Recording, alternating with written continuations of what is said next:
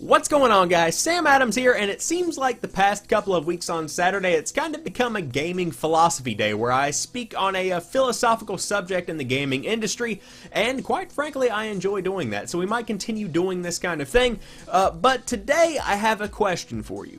Can you replay a game multiple times? And the answer to this question, if asked to me, is no. Quite frankly, I can't replay a game multiple times, and it's just something about the way that I am. And the reason I started thinking about this is because I was driving around earlier today. I was coming back from the gym, and for some reason I was thinking about The Last of Us. Last of Us Remastered.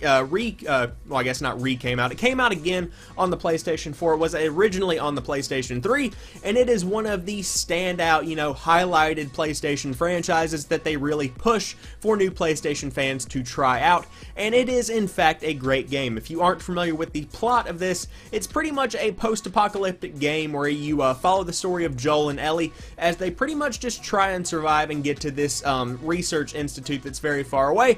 I'm not going to go more in depth than that, because if you guys do want to play the game, and I highly recommend that you do if you haven't, I don't want to do any spoilers, but I was thinking about that game, and I was thinking about how much I enjoyed playing it. I was a huge fan of The Last of Us just because of the way that Naughty Dog told the story and the character animations and the way that they developed the characters themselves, and it was quite frankly a great game. And I was thinking about going back and replaying it, and I kind of decided at the end of the day I wouldn't enjoy it nearly as much if I went back and played through it again, because I know all of the plot twists. I know how the characters, face their end. I know which characters die. And then I kind of thought more deeply into that, and maybe it's just something about the way that I am, because there are series on Netflix that I absolutely adore. Take, for instance, the fact that I adore House of Cards. It's a great show. And I watched all of the first, second, and third seasons. I've seen every episode. But whenever I sit down and think about going back and rewatching that, I can't, because again, I know when the characters die, I know when the plot twists come, I know ultimately what happens to all of the characters up until the end of the series itself, and to me there's no point in going back and watching it again whenever I know exactly what happens. Now, of course, this idea definitely doesn't apply to everything. In fact, it pretty much only exclusively applies to those games and their campaigns. For instance, The Last of Us, it's pretty much a campaign-only game. There is a multiplayer mode that is okay, I guess. You have to be really patient with it, and it is pretty much more difficult than most of the other games I've played, but for the most part, once you play the campaign, you have experienced the game. In a similar kind of way, you've got Call of Duty, where, you go through, you play the campaign, unless you're on the Xbox 360 and PS3 versions of Black Ops 3, and then you just go ahead and play the multiplayer, and you never really go back to the campaign for the most part, and Battlefield has this same kind of thing.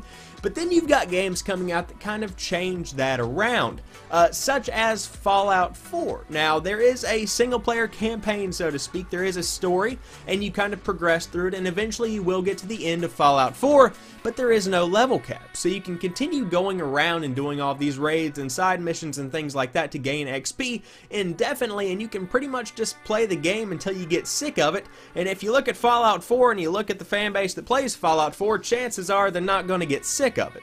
Ultimately, what I think is awesome is that the people that can go back and replay these games define what games are great for a particular generation. For instance, everyone talks about Halo 3. In fact, I think this past week was the 8th anniversary of Halo 3's release, and that is an amazing game. It's probably, besides Halo 2, my favorite game in the Halo franchise, and it definitely deserved that title, and the fact that people still go back and replay that game today, whether it be on the Master Chief Collection or whether it be on the original Xbox 360 version itself, definitely goes ahead and puts an extra oomph into the fact that that game is incredible. For instance, there are games like Jak and Daxter back on the PlayStation 2 that are still popular today, and they still hold that nostalgic value because people still go back and replay them. So I guess what really puts games to a new level, to a legendary standard, so to speak, is the ability for people to go back and replay them without feeling bored.